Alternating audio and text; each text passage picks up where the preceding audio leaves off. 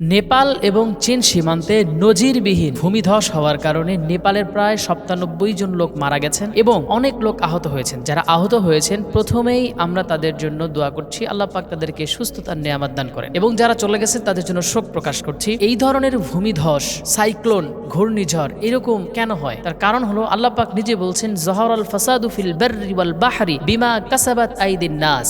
যত ভূমিধস, সাইক্লোন, ঘূর্ণিঝড় যা হয় সবকিছু মানুষের হাতের কামাই। এখন অনেকেই প্রশ্ন করবেন, হুজুর এই ধরনের কাজে মানুষের হাতের কামাই কেমনে হলো? যেমন দেখবেন বড় বড় রাষ্ট্রগুলো যেমন চীন, যেমন ইন্ডিয়া, তারা তাদের সীমান্ত ঘেঁষে বড় বড় নদীর উপরে তারা বড় বড় ব্রিজ, বড় বড় বাঁধ তৈরি করে রেখে দিয়েছে। যদি কোনো কারণবশত এই বাঁধগুলো যদি ভেঙে যায় তাহলে বাংলাদেশের উপর দিয়ে কি হবে? যদি চীনের সেই বাঁধ ভেঙে যায় তাহলে নেপালের অবস্থা কি হবে? ঠিক এমনটাই ঘটেছে। এই জন্য নদী তার প্রকৃতিকে কখনোই আটকিয়ে রাখা যায় না, আটকিয়ে রাখতে হয় না। কারণ প্রকৃতিকে যখন আপনি বাধা দিবেন সে তার ভয়ঙ্কর ভয়াল রূপ আপনাদেরকে দেখিয়ে ফেলবে। এই জন্য বড় বড় রাষ্ট্রগুলো যেই বাঁধ নির্মাণ করে, বড় বড় ব্রিজ নির্মাণ করে এবং পানিকে বাধা দেওয়ার চেষ্টা করে, তারা এমন ক্ষতি তাদের নিজেরই করে বা অন্য মানুষের করে, অন্য দেশের করে, যেটা বোঝানোর কোনো ভাষা নেই। এদের কি দিয়ে আপনি বোঝাবেন? এদের কোনো কিছু দিয়ে বোঝানো সম্ভব নয়। কিন্তু এখন আমরা তো এইসব বিষয় নিয়ে যদিও যতই কথা বলি, কিন্তু তারপরেও কোনো সমাধান, কোনো ফায়দা আসে না। তবে এখন আমরা